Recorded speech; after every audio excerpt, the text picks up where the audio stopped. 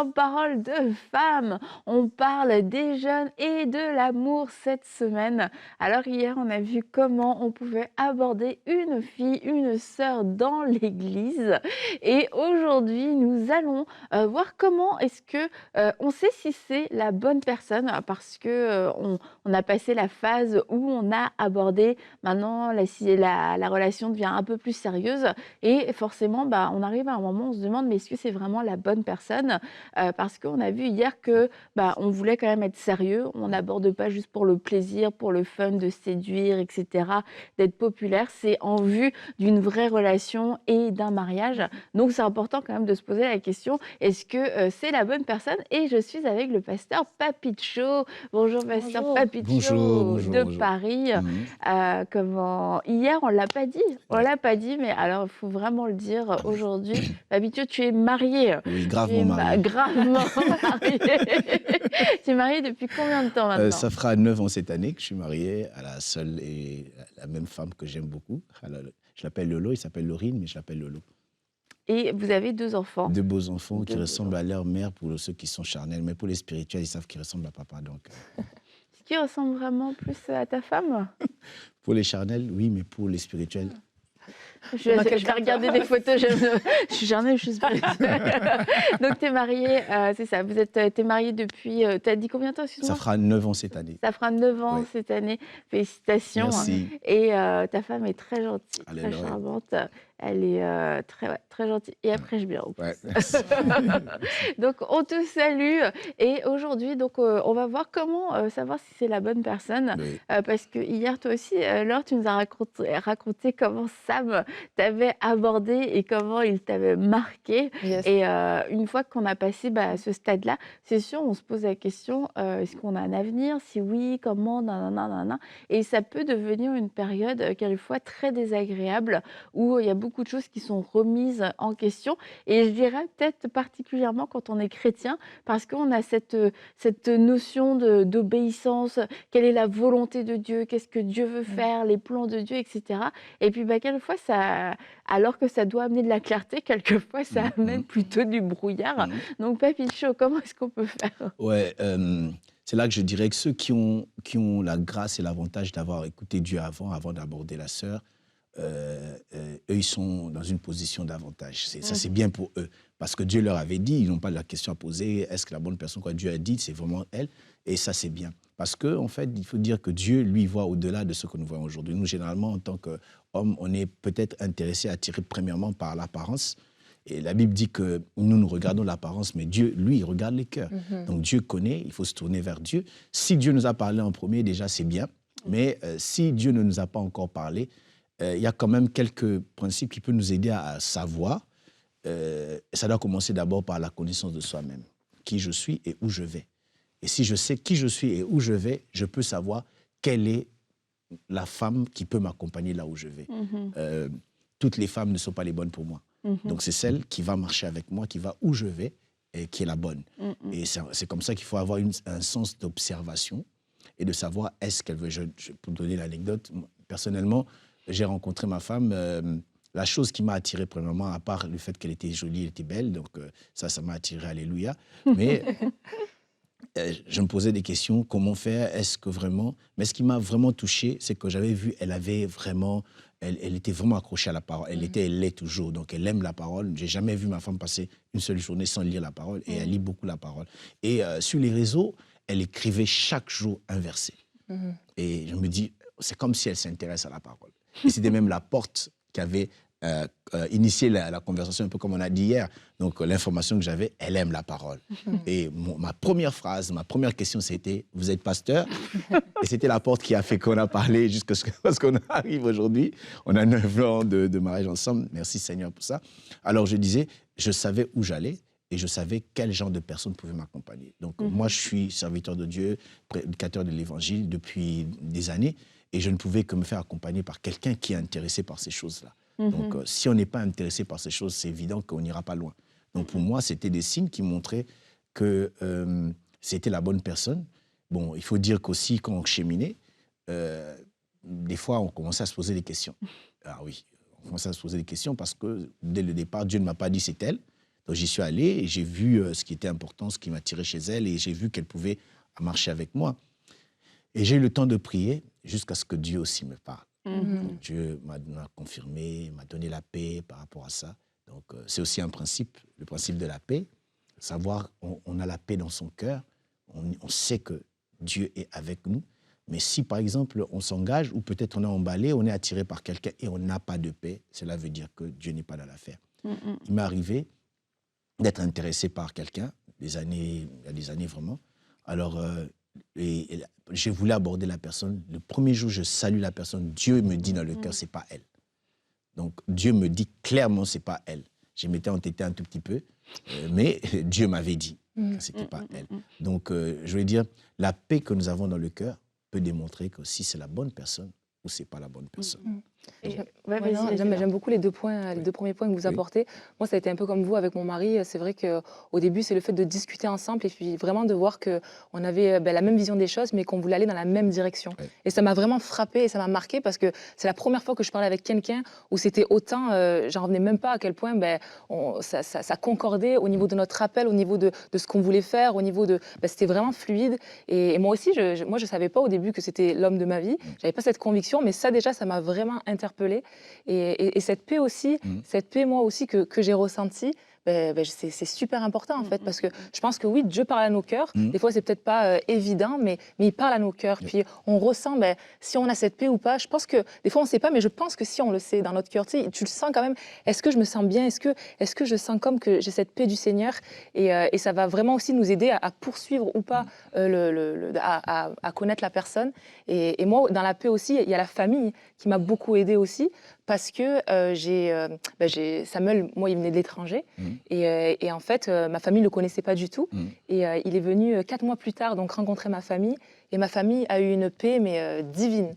Une paix vraiment du Seigneur, sachant qu'il ne l'avait jamais rencontré en vrai, que j'allais déménager au Canada. Sachant, je suis la dernière d'une famille de 4 enfants, avec 3 frères et mon papa.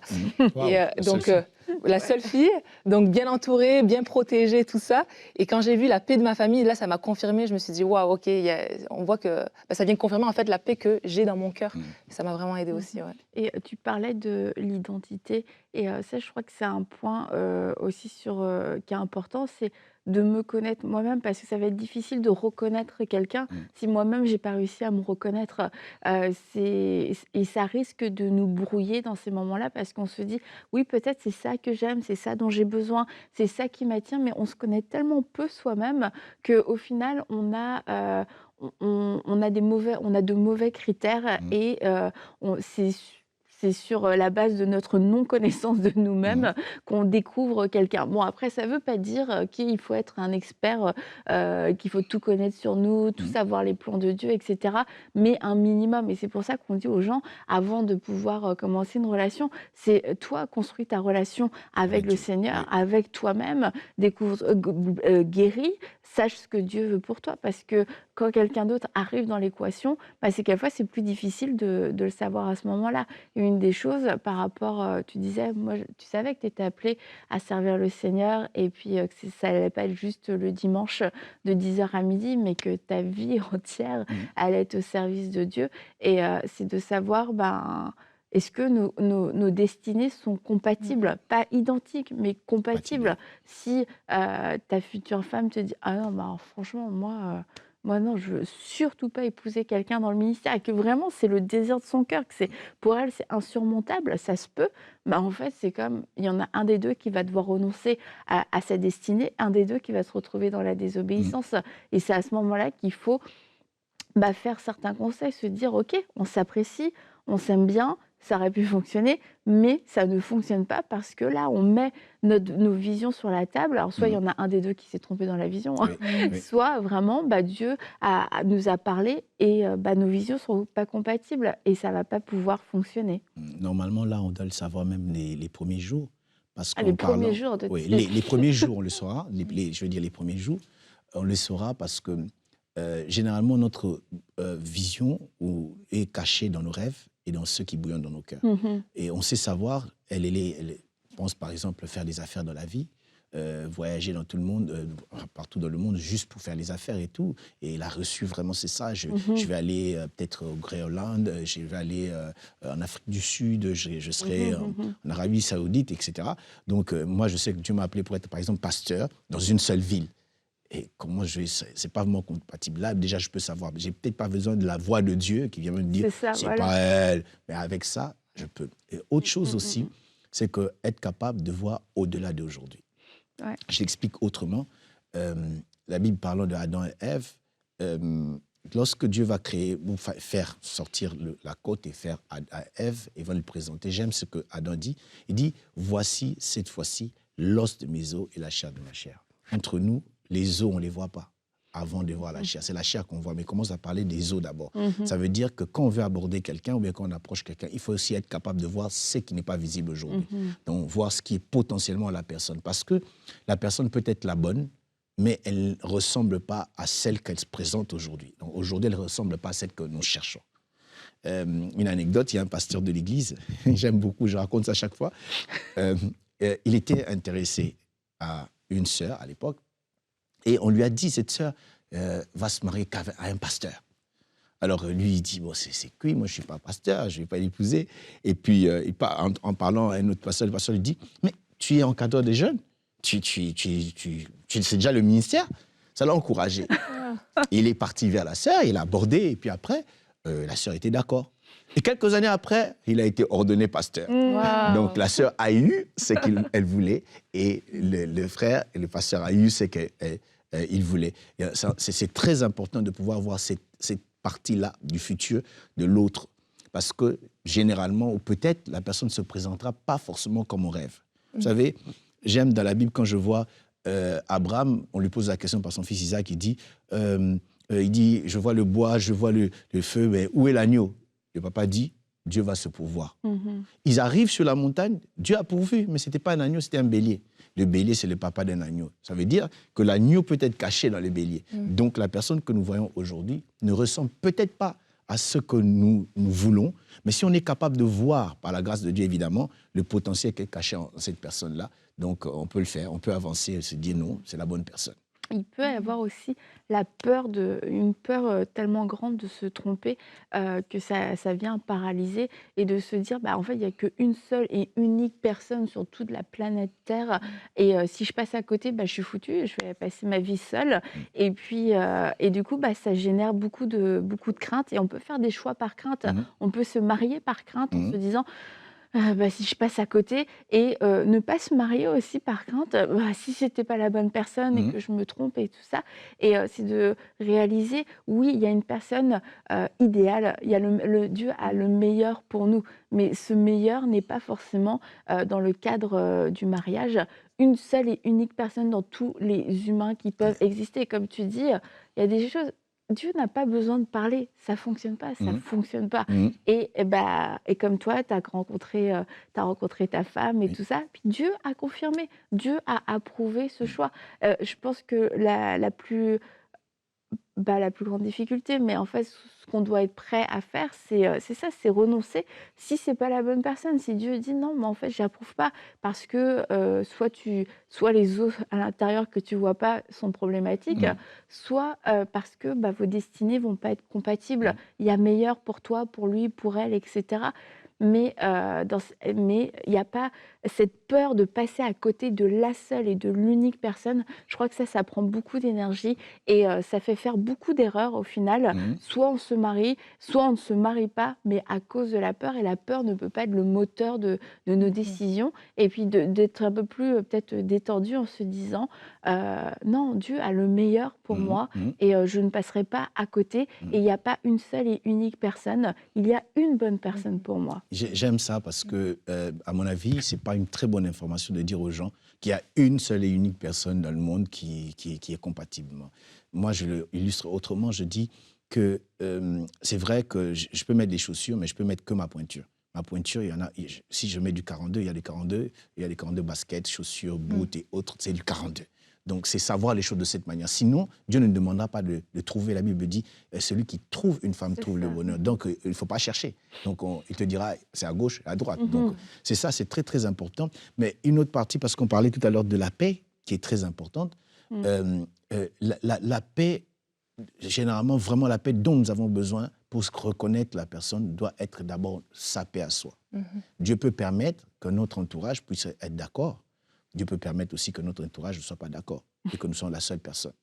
Dans la Bible, nous voyons l'histoire de Paul en train de traverser, de voyager vers Rome dans Acte 27. La Bible dit qu'il y avait une grande tempête. Le pilote était de l'avis qu'il puisse y aller, le chef, le propriétaire du bateau, les capitaines, tout le monde, sauf Paul qui avait refusé. Et Paul était dans la volonté de Dieu.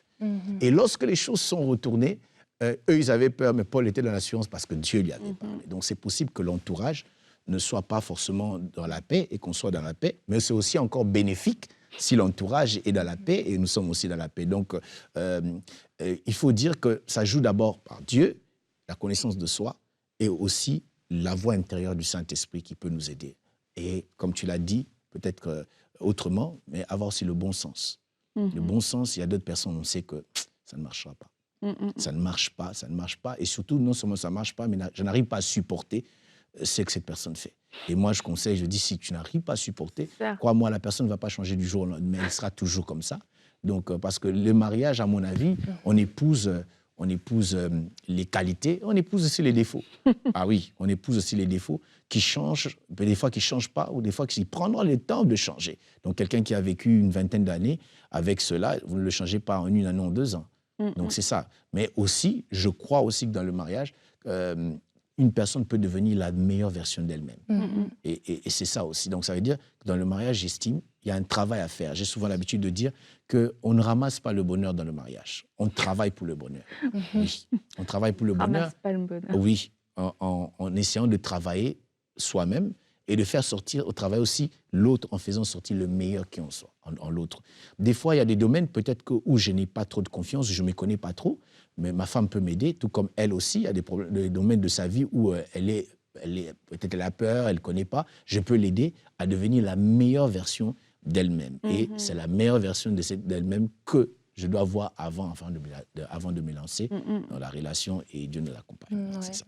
Il y a vraiment des choses fondamentales vraiment à pouvoir voir, percevoir, puis à avoir cette paix-là. Et en même temps, comme vous l'avez dit, c'est vrai que si dans la fréquentation, déjà, c'est compliqué, on voit que, et vas-y qu'on arrête, vas-y qu'on se remet ensemble, puis on compare avec d'autres personnes. Je trouve que cette personne, elle serait peut-être mieux pour moi. Puis finalement, c'est compliqué, c'est un petit peu toxique, mais on veut quand même des fois s'accrocher parce qu'on est peut-être attaché à la personne.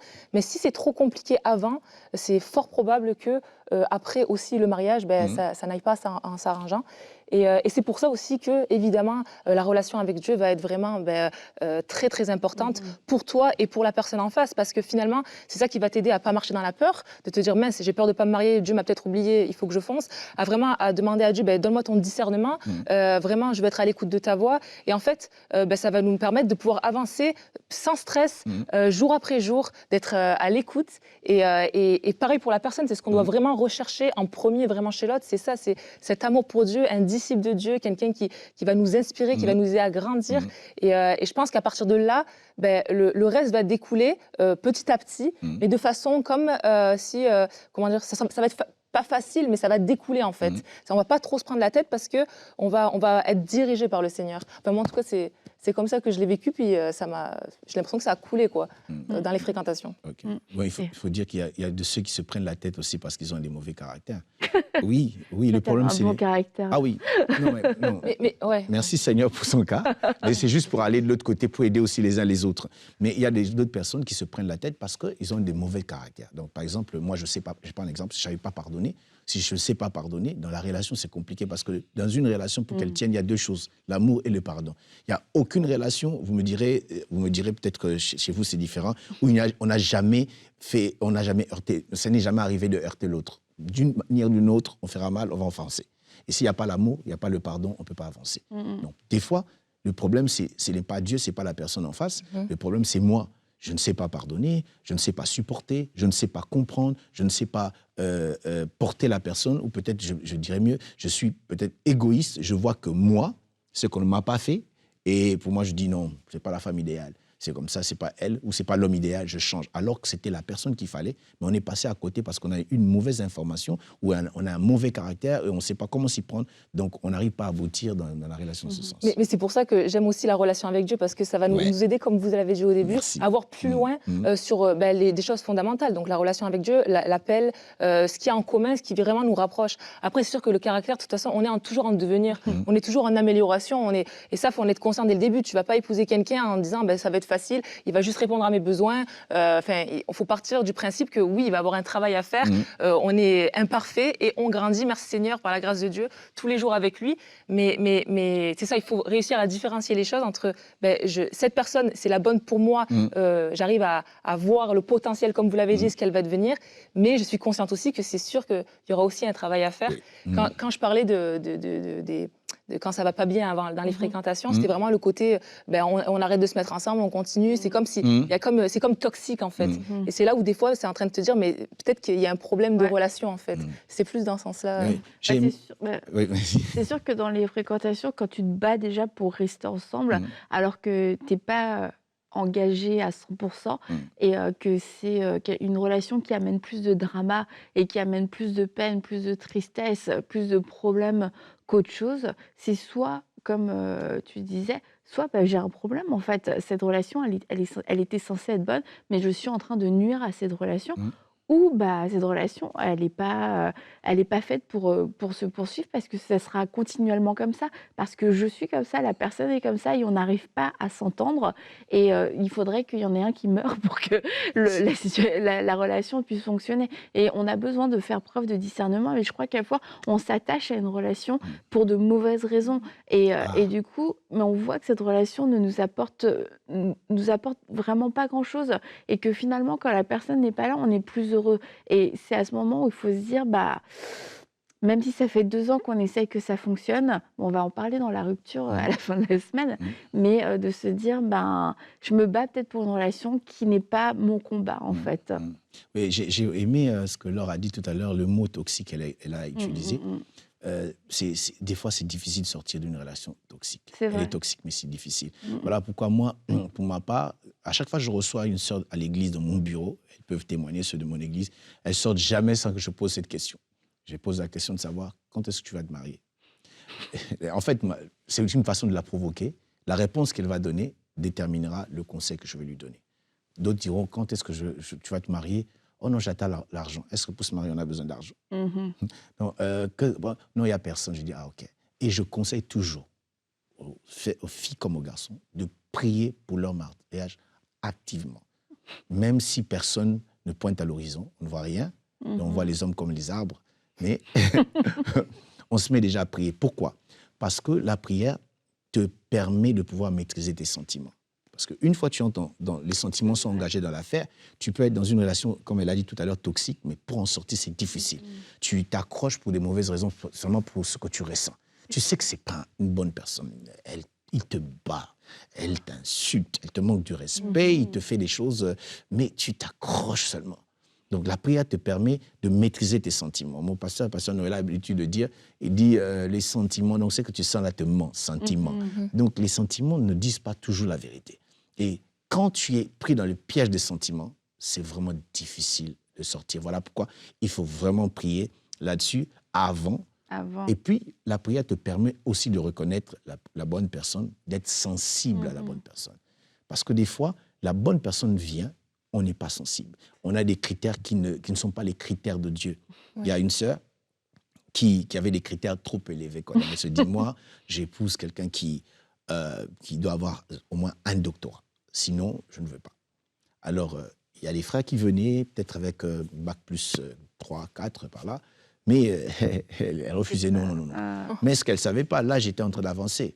Et puis, elle a revu, n'est-ce pas, ses critères à la baisse. Mais non, bon, ça va, c'est quelqu'un qui a un master. Malheureusement, les gens qui avaient les masters ne venaient plus. Et puis après, il attend, les années passent encore. Et puis bon, même quelqu'un qui a seulement un bac. Mais ceux qui avaient des bacs ne venaient plus. Et à un moment, il change la prière. Il dit, Seigneur, je veux un frère tout court. Donc, sans critères. Bref, ça veut dire des fois, quand nous ne prions pas, Dieu ne sait pas déposer en nous les bonnes choses qui peuvent nous aider dans notre destinée. Donc, quand nous prions, ça peut nous aider aussi, et spécialement la prière en langue. La Bible dit, dans notre faiblesse, nous ne savons que demander, mais l'Esprit intercède par des soupirs inexprimables. Il demande à Dieu ce que toi, il se pourrait que moi je demande à gauche, mais l'Esprit sait que je dois aller à droite. Et plus je prie comme ça, plus mon cœur commence à se diriger vers là où Dieu veut que je puisse aller, et c'est comme ça que les choses vont bien se passer. Donc, c'est ça.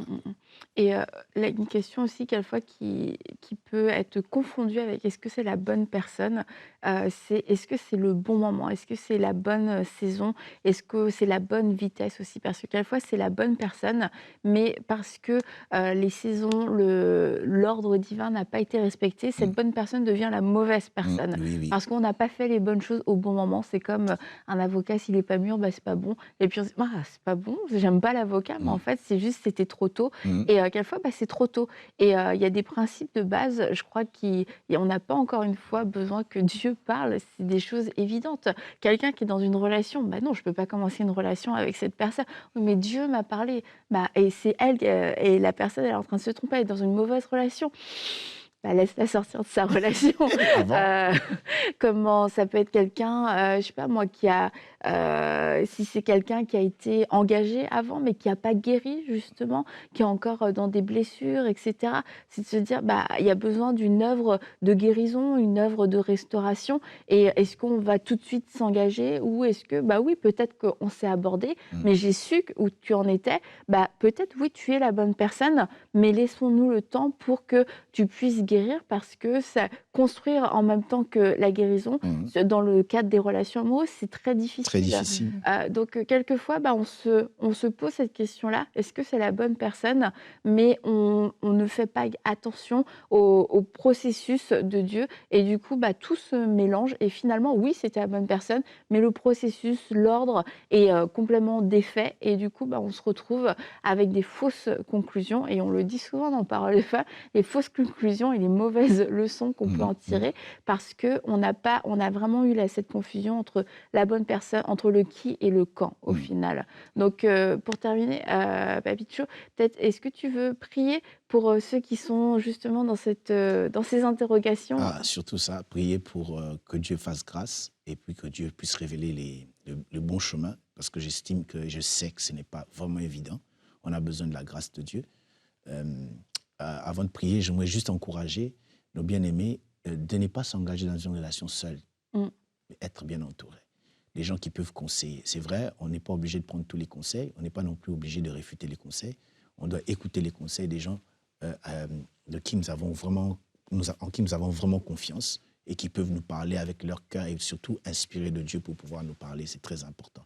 Et pour la suite, Dieu va nous aider. On va prier. Si vous êtes dans ce cas où c'est difficile pour vous, c'est compliqué, il y a quelqu'un qui peut vous aider. Il a aidé Samuel alors qu'il se perdait, il ne savait pas qui était la bonne personne. L'Esprit lui a montré David qui était la bonne personne. Il se pourrait que le vôtre n'est pas en votre présence, il est quelque part dans la brousse ou dans un autre pays, mais je prie que le Seigneur puisse vous conduire. On va prier. Notre Dieu, nous te disons merci parce que tu es là pour nous. Merci, ô Dieu, parce que tu n'es pas auteur de la confusion. Je prie pour mon frère, je prie pour ma sœur qui se pose des questions. S'il doit continuer, s'arrêter, rebousser chemin, Seigneur, tu es celui qui conduit. Je prie, ô Dieu de gloire, que tu puisses confirmer à celui ou à celle qui doit continuer, et que tu puisses, Seigneur de la gloire, aider la personne qui ne devra pas continuer, que cette relation s'arrête, afin qu'elle puisse se retourner vers la bonne personne et la bonne voie. Je te le demande dans le nom de Jésus. Merci, Seigneur. Amen. Amen. Amen. Alors, on va se retrouver demain. On va continuer notre série sur les jeunes et l'amour. À demain dans Parole de Femme.